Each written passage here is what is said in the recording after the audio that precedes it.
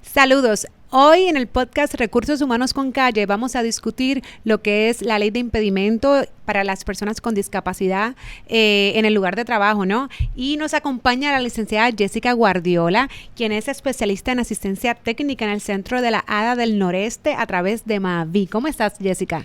Muy bien, muchas gracias por la invitación y saludos a toda la audiencia. Gracias por acompañarnos hoy. Y esto es un tema que incluso hay muchas personas, ¿no?, de los seguidores en el podcast que nos han estado, ¿verdad?, escribiendo y solicitando de cómo se trabaja, de qué es impedimento, discapacidad, que incluso esa diferencia, pues, es bueno que de ahí, ¿verdad?, debemos de partir, porque hay personas que dicen discapacidad o impedimento, ¿cuál es la correcta? Ambas son correctas.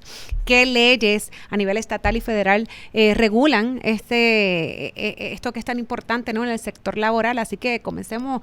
Jessica, cuéntame, ¿qué debemos aprender o qué debemos de saber de forma inicial de lo que es ADA en Puerto Rico? Bueno, ADA significa Americans with Disabilities Act, o Ley de Estadounidenses con Discapacidades, y eso nos lleva a lo que mencionabas de cuál es el término correcto, ¿verdad? En realidad, como tú bien dijiste, se usa tanto personas con impedimentos como con discapacidad, y ahora también se utiliza diversidad funcional, y en realidad, en mi opinión, nunca nos vamos a poner de acuerdo, porque precisamente de eso trata la diversidad humana.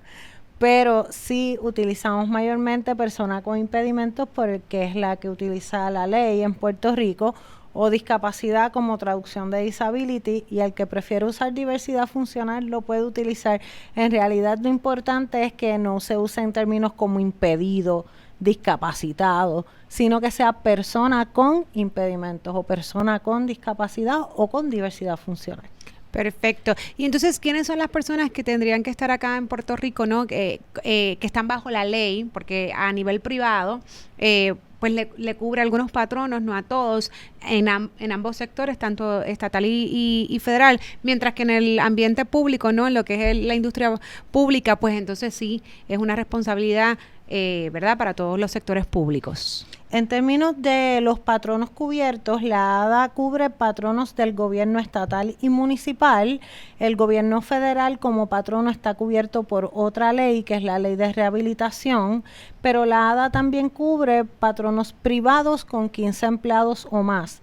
También las uniones obreras y las agencias que se dedican a ayudar a personas a colocarse en un empleo también tienen que cumplir con la ADA. O sea que, Jessica, si yo soy un patrono privado que tengo 10 empleados y mañana tengo alguna solicitud de un empleado, valga la redundancia, que me solicita algún acomodo razonable, que ahorita vamos a explicar qué es un acomodo razonable, bajo, ¿verdad?, alguna discapacidad o algún impedimento que esa persona tenga, yo tengo que darle ese acomodo como patrono si no llego realmente a la cantidad de 15 empleados. Bueno, el patrono no está obligado bajo la ADA si no tiene 15 empleados o más a nivel privado. Okay. Y a nivel también estatal, que tenemos la ley número 44, también, que para resumir y que las personas nos entiendan, le dicen ladita.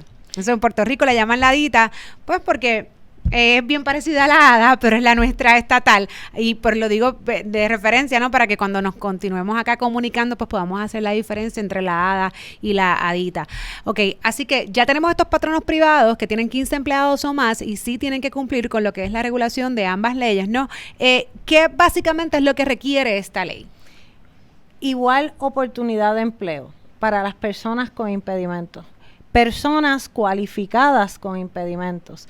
O sea, nos referimos a la persona que puede hacer las funciones esenciales del trabajo que está solicitando o que tiene, con o sin acomodo razonable, pero puede hacer esas funciones esenciales. Esa es la persona que está protegida bajo esta ley en el área laboral.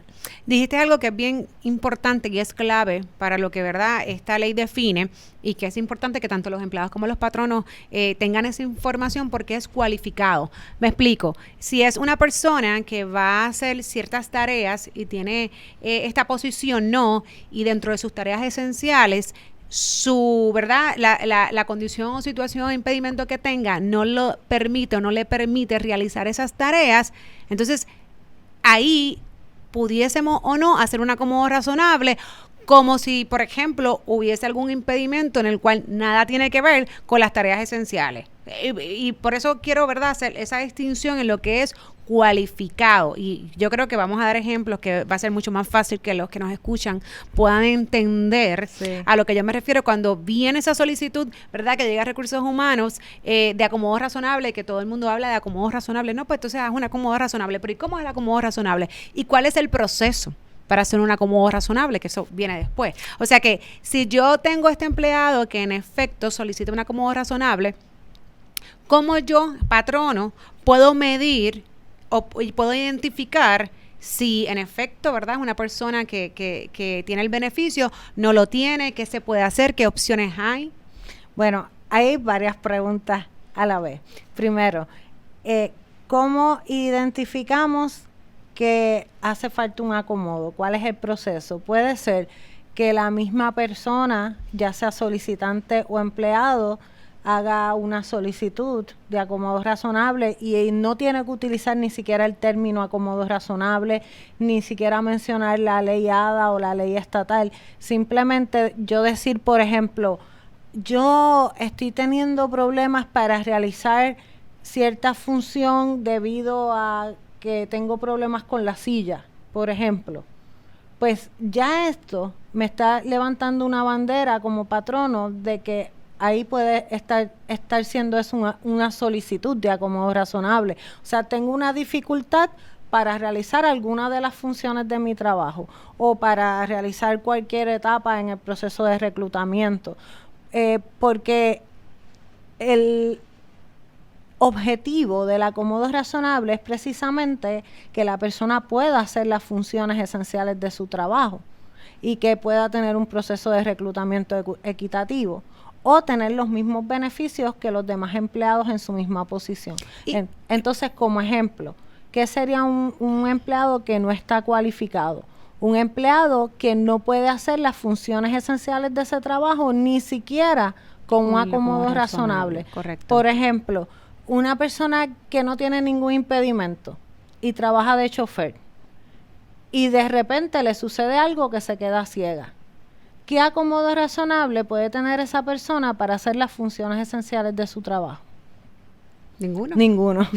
Entonces, ¿verdad? Y ahí podría ponerme de ejemplo yo misma, que soy legalmente ciega y no puedo guiar, pues no tendría un acomodo razonable para hacer funciones esenciales de chofer, pues no estaría cualificada para ese puesto. Esa posición. En ese ejemplo, ese patrono tendría que identificar si tiene un puesto vacante para el cual la persona cualifique, o sea, que puede hacer las funciones esenciales de ese puesto vacante con o sin acomodo razonable y transferirla a ese puesto vacante. Pero si no tuviera un puesto vacante para el cual la persona cualifique, no está obligado a crear un puesto para la persona, ¿verdad? Así que en ese ejemplo, pues ese empleado quedaría fuera de esa compañía. Claro, y voy a dar un ejemplo bien parecido. Si fuese el caso donde un empleado tiene que tener el 20/20, por poner un ejemplo, es parte de los requisitos físicos de la posición, no, pero y de repente comienza a tener problemas de la vista, no obstante, es un problema que se puede resolver con unos espejuelos.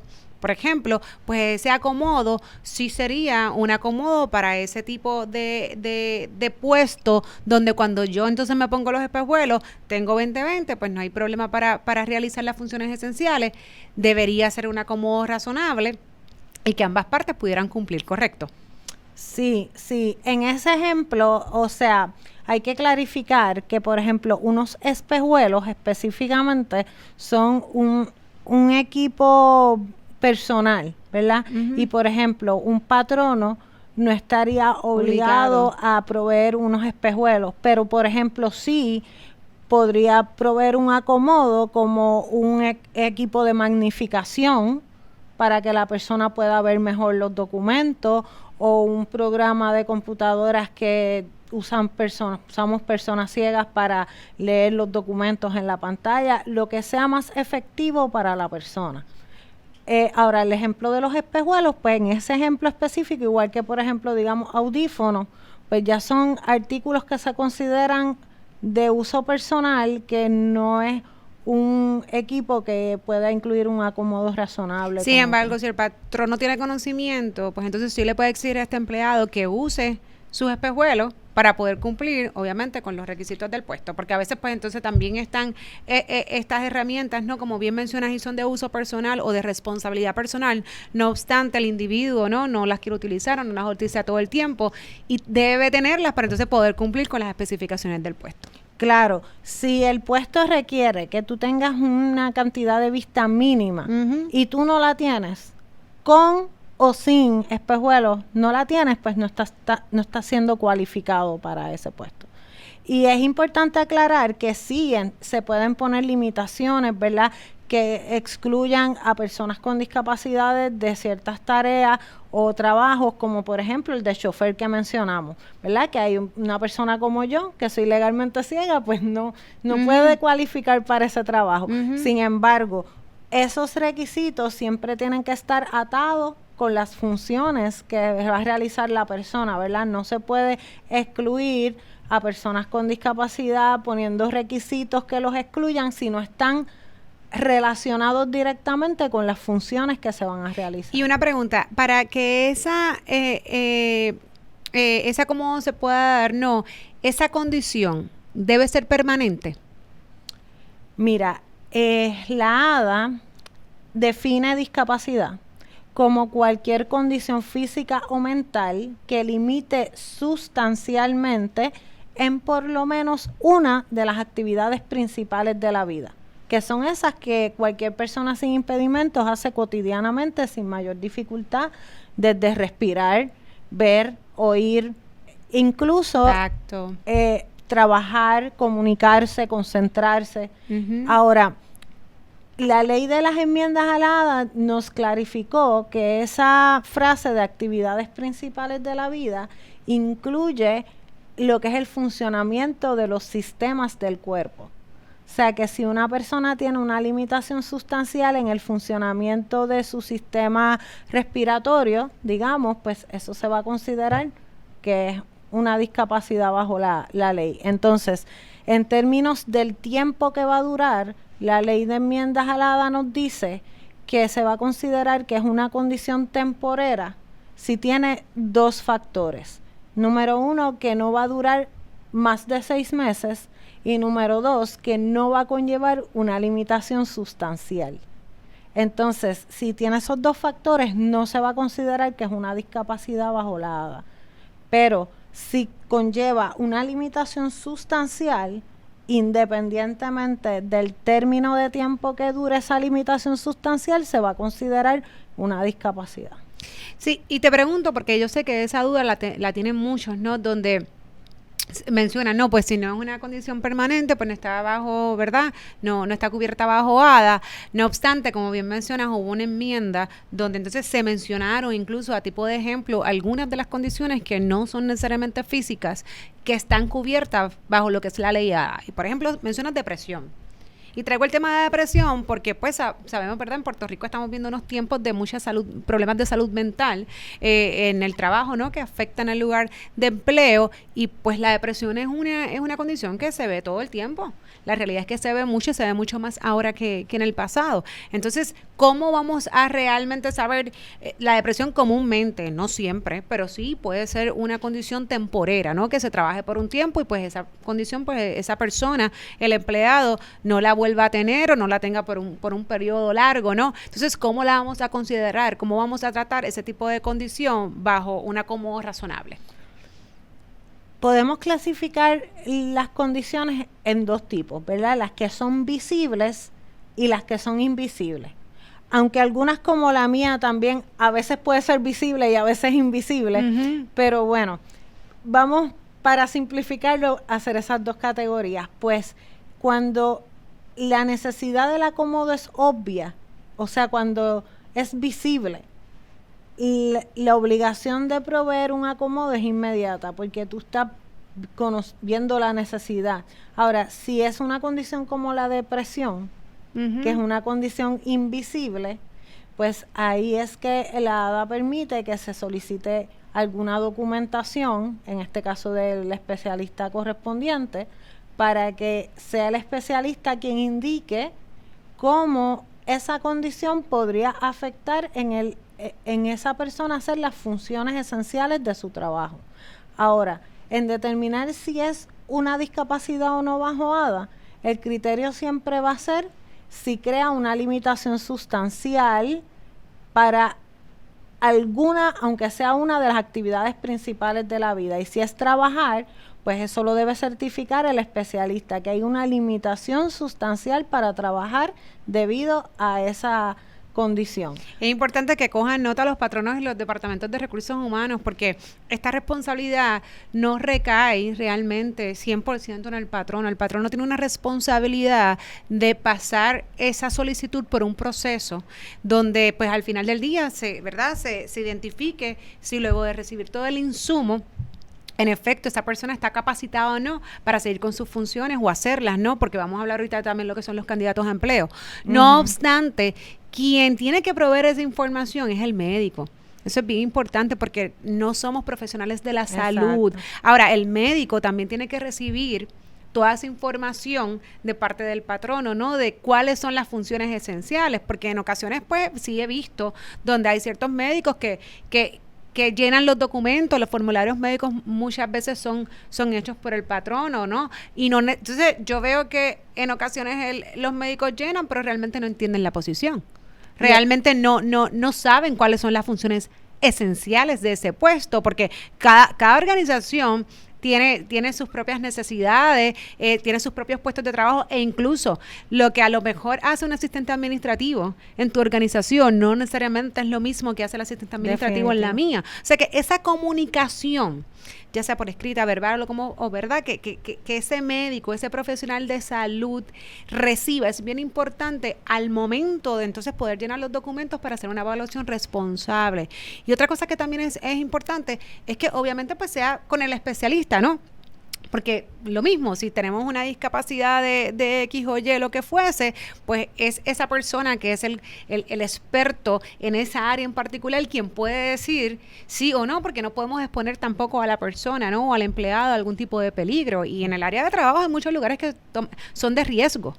O sea que eso es bien importante, que el patrono, el Departamento de Recursos Humanos tengan su proceso bien establecido de una vez llega esa solicitud. Y como mencionaste ahorita, no es el empleado quien te va a decir yo necesito un acomodo razonable. Esa responsabilidad sí es del patrono de conocer o identificar cuando tengo un posible acomodo razonable. Correcto. Pero sí cuando veo esa solicitud, sí cuando veo a alguien en el área de trabajo que en efecto es visible, que necesita algún tipo de atención, pues entonces ya ahí comienza mi etapa y mi proceso de evaluar el acomodo razonable, ¿no? Es correcto. Dijiste algo, no quiero que se me vaya y se me escape, sobre la visibilidad. Dentro de lo que es ADA, ¿no? Y todo lo que cubre, pues obviamente sabemos que está la parte de discrimen. Nosotros no podemos discriminar en el empleo por personas que tengan algún tipo de discapacidad o impedimento. No obstante, también habla de estos casos donde yo discrimino porque yo entiendo que esta persona tiene una discapacidad y yo tomo alguna acción adversa o no lo contrato, porque sabemos que eso llega hasta la parte, ¿no? de reclutamiento y selección.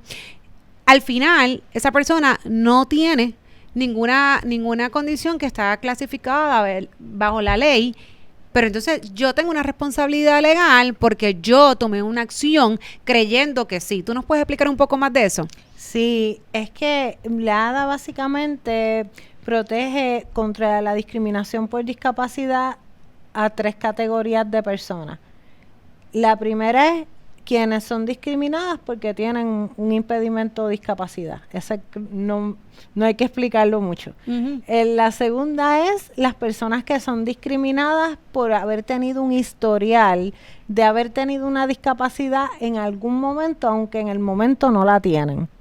Y la tercera categoría es la que tú mencionas, de las personas que son discriminadas porque quien le discrimina piensa que ellas tienen una discapacidad, aunque en realidad no caen bajo la definición de la ley, ¿verdad? Por ejemplo, una persona que tenga una desfiguración facial, pero esa desfiguración facial no le limita sustancialmente para respirar, ni para hablar, ni para comer, ni para comunicarse. O sea, no le limita sustancialmente en ninguna actividad principal de la vida, pues no se considera una discapacidad bajo esta ley. Pero si por su apariencia alguien le discrimina pensando que eso es una discapacidad, pues esa persona estaría protegida bajo esta ley y tendría una causa de acción. Correcto. No tendría derecho a un acomodo razonable porque realmente no tiene ninguna de las discapacidades que mencionan las leyes, pero entonces sí tendría una causa de acción porque fue discriminada, porque la persona pensaba o creía que era una discapacidad o lo discriminó, ¿verdad? Bajo esas circunstancias. Es correcto, y es bien importante esa aclaración que haces porque por otra parte, si bien esa persona está protegida contra la discriminación, si no tiene una discapacidad, no tiene derecho a acomodo razonable porque eso es para los que tenemos una discapacidad. Entonces, Jessica, hay unas exenciones bien claras en la ley de cómo cuando no es posible o el patrón no está obligado a hacer un acomodo razonable. Sí, a veces nos complicamos mucho pensando si esto que me están solicitando o que estoy considerando hacer como acomodo es viable o no. Y en realidad la ADA nos da 3 excepciones bien específicas para que un acomodo no sea razonable. Así que cualquier cambio, modificación, ajuste o modo distinto de hacer las cosas que no caiga bajo una de esas 3 excepciones, pues sí es razonable. La primera excepción es que es muy caro o muy difícil de realizar. Y eso es en base al presupuesto principal de la entidad que se trate, ¿verdad? Por ejemplo, si fuera una cadena de hoteles, pues no es el presupuesto de este hotel, es el presupuesto de la compañía que maneja la cadena de hoteles. Y puedo dar 2 ejemplos de la vida real en que la excepción se pudo dar y otro en que no se pudo dar, ¿verdad? Por ejemplo, esta mujer que trabaja para una compañía de contabilidad privada pequeña, que tiene un edificio de 2 plantas y ella, como parte de sus funciones esenciales, tenía que ir de una oficina a otra, del primer piso al segundo piso, archivando documentos y tareas similares. De repente ella adquiere una condición por la que tiene que empezar a utilizar silla de ruedas. El patrono entra con ella en el proceso interactivo de ver qué acomodo es posible para ella seguir haciendo las funciones esenciales de su trabajo, y ni siquiera ella misma podía identificar otro acomodo que no fuera el construir una rampa o un ascensor, lo cual cuando se verificaron los costos era demasiado oneroso para esa compañía en particular, que era una compañía independiente pequeña.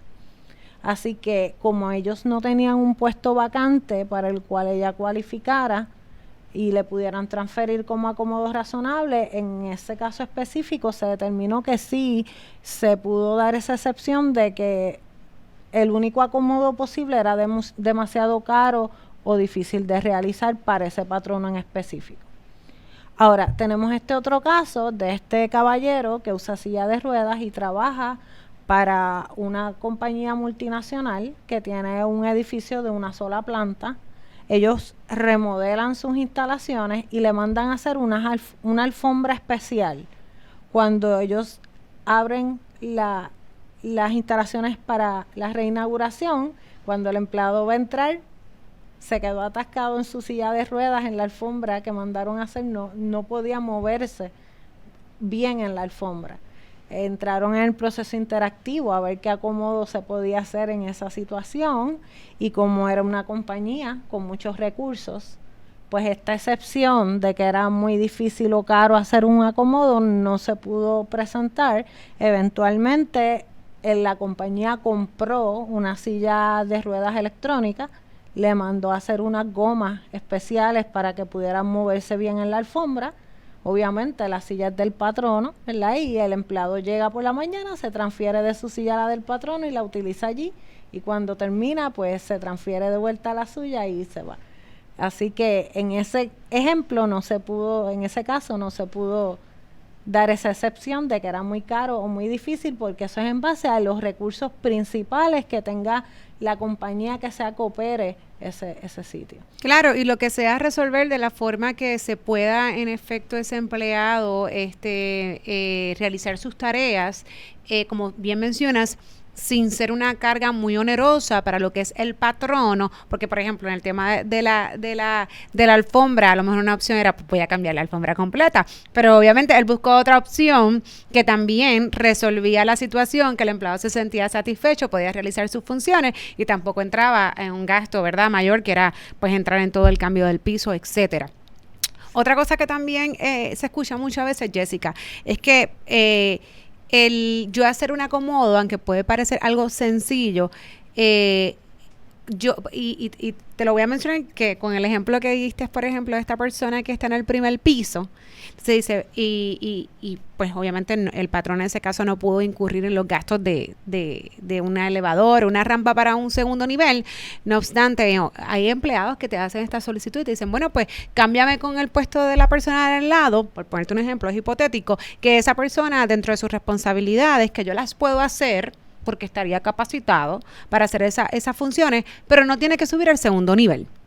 Entonces, hay que también dejar eso claro, porque un acomodo razonable no es sacar a una persona de un puesto de trabajo para acomodar a esta persona. Entonces, esta persona se queda afuera o igual la tratamos de entrar en otra área. No, ¿sabe? El acomodo debe ser dentro del puesto de trabajo que esa persona obviamente vino a hacer, ¿no? Sí, y si ya la persona, por la razón que sea, como en el caso del ejemplo que di del chofer que se quedó ciego, pues ya no cualifica para el puesto porque no puede hacer las funciones ni siquiera con un acomodo razonable, pues lo que sí el patrono debería ver es si tiene un puesto vacante para el cual la persona cualifique, y ahí sí reubicarla como acomodo razonable, pero sacar a una persona que ya está ubicada en un puesto para poner a otra como acomodo no es razonable.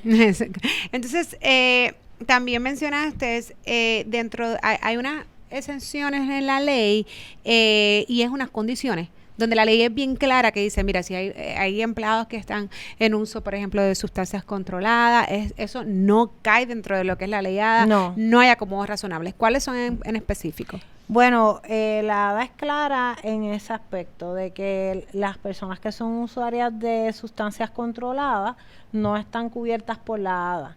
Ahora, si fueron usuarios en el pasado y pueden evidenciar que se han rehabilitado fidedignamente, no pueden ser discriminadas por ese historial de haber sido usuarios de sustancias controladas en el pasado, bajo la segunda categoría que explicamos, de las personas que no pueden ser discriminadas por un historial de discapacidad. O sea que si están siendo usuarios en el presente, no están cubiertos por la ley. Pero si lo fueron en el pasado y pueden evidenciar que se rehabilitaron fidedignamente, sí pueden estar protegidas contra esa discriminación por historial de discapacidad. Ok, y Jessica, mencionaste lo que es el proceso interactivo. Eso es bien importante porque la ley incluso lo requiere y a veces pues pecamos de eso, y yo sé que pues sí, la cuestión está de hablar y lo verbal también en cuenta, pero todo se debe documentar y el modo correcto de hacer ese proceso interactivo es documentado. Así que cuando se habla de proceso interactivo, ¿a qué te refieres? Se refiere a que el patrono debe comunicarse efectivamente con el empleado para conocer las necesidades del acomodo y determinar entonces cuál sería el acomodo más efectivo. Porque es bien importante lo que tú mencionabas ahorita de esa comunicación también con el médico que da la certificación, porque precisamente las recomendaciones del médico son para cómo esa persona puede hacer las funciones esenciales de su trabajo. Entonces, en ese proceso interactivo es el patrono con el empleado ver, ok, ¿cuáles son tus limitaciones para hacer tus funciones o para tener un proceso de reclutamiento equitativo? ¿Cuáles son las alternativas para poder resolver esto efectivamente? Y en esa comunicación, en ese proceso interactivo, es que el patrono determina entonces qué acomodo ¿cuál es el acomodo razonable que se puede hacer para esa persona? O sea, que ese proceso comienza desde la solicitud o que tengo conocimiento de que hay una persona que necesita algún tipo de acomodo hasta que culmino el proceso.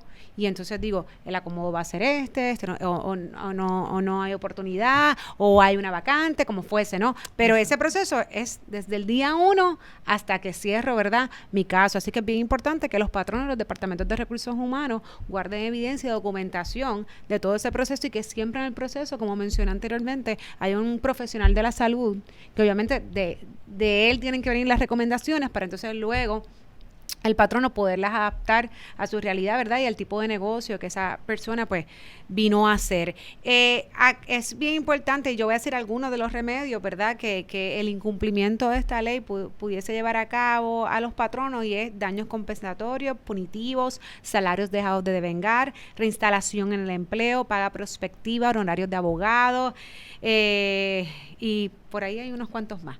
En el caso de reclutamiento y selección, Jessica, cuéntame, porque la ley se extiende hasta ese proceso, no solamente cuando ya la persona es empleada, ¿no? Ujú.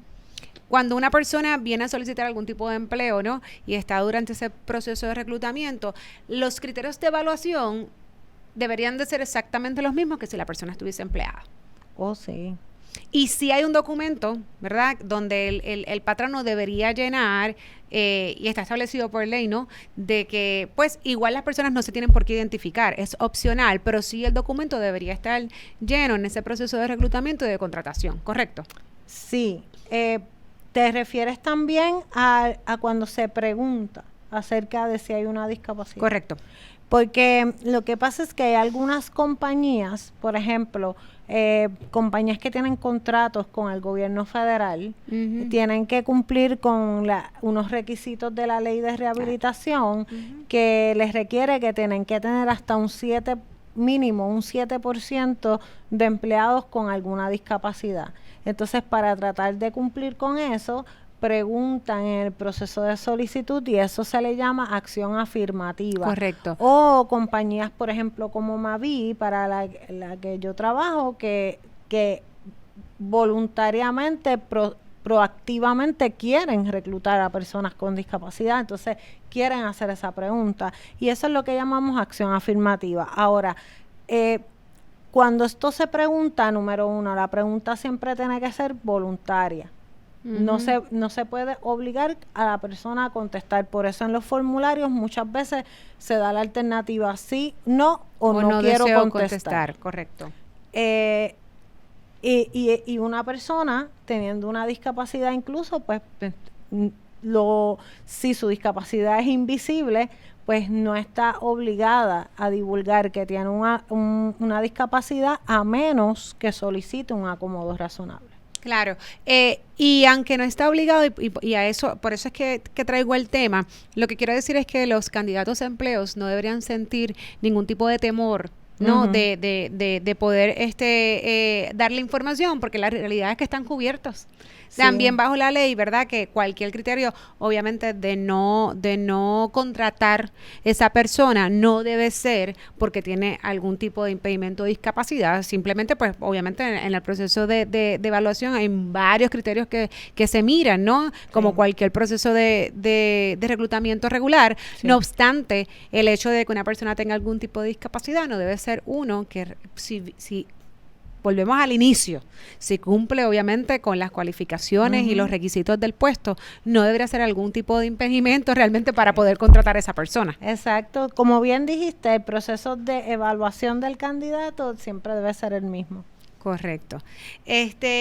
Y otra preguntita, si las personas tuviesen algún caso que se quisieran orientar dentro de los foros administrativos en Puerto Rico que reciben, ¿no?, a los empleados cuando tienen ciertos casos, pues estos casos se trabajan bajo la unidad antidiscrimen o el EEOC a nivel federal, ¿correcto? Sí, correcto. Esos son los foros donde la persona debe acudir en primera instancia. Ok. ¿Algo más que sea importante mencionar acá en todo lo que hemos hablado, Jessica, hoy de la ley ADA? Pues mira, sí, estábamos hablando de que hay 3 excepciones para que un acomodo no sea razonable. Mencionamos la primera, que sea muy caro o muy difícil.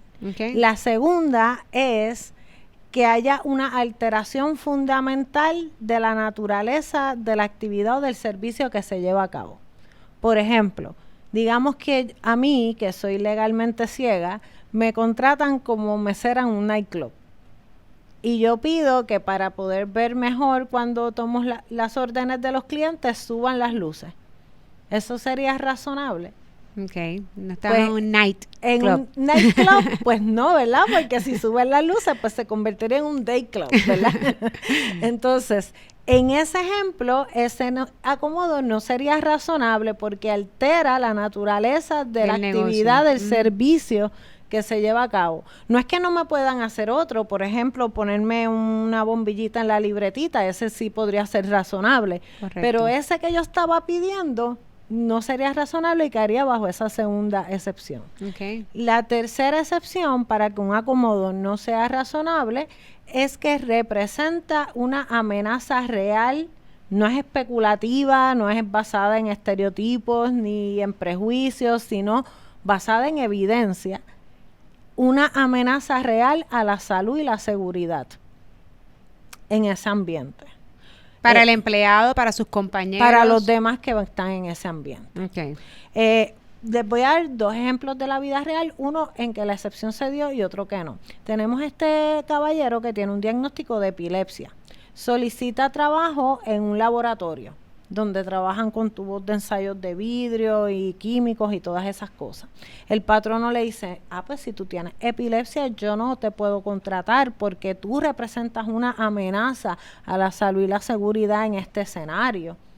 La persona cuando demanda por discriminación en el tribunal se presentó evidencia de que esa persona no había tenido ataques epilépticos en varios años, que había tenido trabajos como ese anteriormente y nunca había tenido ningún incidente, que tenía su condición bajo control y era bien cuidadoso con su tratamiento, y también presentó testigos que apoyaron toda esa información. Así que basado en eso, el tribunal determinó que no se pudo demostrar esa excepción y tuvieron que contratar a la persona.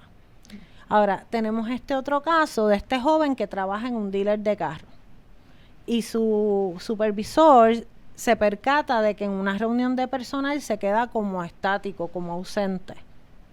Y también nota que en las interacciones con los clientes se le olvidan mucho las cosas. Pues lo envió a evaluar, ¿verdad? Un patrono cuando ve que puede haber una dificultad en el desempeño puede mandar a evaluar con un médico al empleado, pero esa evaluación tiene que estar atada a las funciones que realiza la persona. Correcto. Entonces, en esa evaluación se determinó que él tiene ese tipo de epilepsia que llaman ausencia. Es que tú no ves a la persona convulsando, pero notas que se queda como ausente. Y parte de las funciones esenciales de ese empleado era guiar los vehículos en algunas circunstancias. Okay. Entonces, la aseguradora del dealer le dijo, bueno, si él tiene ese diagnóstico, yo no te lo puedo seguir asegurando. Así que el dealer lo despidió. En ese caso, cuando él presentó su demanda por discriminación bajo la ADA, el tribunal determinó que primero él no tenía su condición bajo control. Número 2, era parte de sus funciones esenciales guiar los vehículos en algunos momentos. Y número 3, no había un puesto vacante para el cual él cualificara y lo pudieran transferir como acomodo razonable. Así que en esas circunstancias sí se pudo probar esa excepción de que había una amenaza a la salud y la seguridad al permitir a esa persona en ese ambiente laboral, en ese puesto en particular. Excelente. Definitivamente no hay una decisión absoluta. Siempre es importante mencionar que caso a caso hay que mirarlo porque, como dijimos desde el principio, cada posición tiene sus particularidades dependiendo de la industria y del negocio, y cada solicitud o cada acomodo del mismo modo también tiene sus particularidades. Así que el poder decir, mira, esto sí, esto no, es bien difícil. Por eso es que se necesita el proceso interactivo, donde en efecto eso es una evaluación responsable. Exacto. Por ambas partes, exacto, del empleado como del patrono, y obviamente las personas que también entran en el proceso. Y mencionaste algo que es importante, y es que el patrono tiene el derecho, incluso aunque reciba alguna recomendación médica, de utilizar su propio médico o algún y cuando digo médico, en ocasiones hay terapistas ocupacionales, etcétera, sino profesionales de la salud que puedan dar una segunda opinión. Sí. ¿Correcto? Sí. Okay. ¿Algo más que tú nos quieras compartir, Jessica? Bueno, en realidad que la discapacidad no es un impedimento para poder ser un trabajador exitoso. Que los patronos se den la oportunidad de abrir su empleomanía a la diversidad. Definitivamente, y tú eres el mejor ejemplo para eso. No solamente eres una trabajadora incansable, sino que eres una profesional que te dedicaste a estudiar, a tener tu título y sigues trabajando y nada te lo impide. Y yo te llamé y me dijiste que sí rápido. Así que personas como tú es que necesitamos en este país para que sigamos progresando y definitivamente abrir las oportunidades para todo el mundo. Yo creo que una clave es que si usted tiene duda de si un candidato o candidata puede o no hacer las funciones esenciales de un puesto en el proceso de reclutamiento, hágale una prueba. La ley permite eso. Hágale una prueba y verifique cómo, o puede preguntarle cómo usted haría o realizaría tal o cual tarea, porque en el proceso de reclutamiento no se puede preguntar por discapacidad directamente, pero sí se puede preguntar cómo tú harías X o Y tarea, o muéstrame cómo lo harías, y le hace una prueba, y de esa manera pues puede saber si la persona está cualificada o no. Gracias mil por acompañarnos en el día de hoy, licenciada Guardiola, así que espero que continuemos con estos temas y claro que siempre vas a ser nuestro recurso para que nos saques de dudas. Muchas gracias. Gracias, siempre a la orden.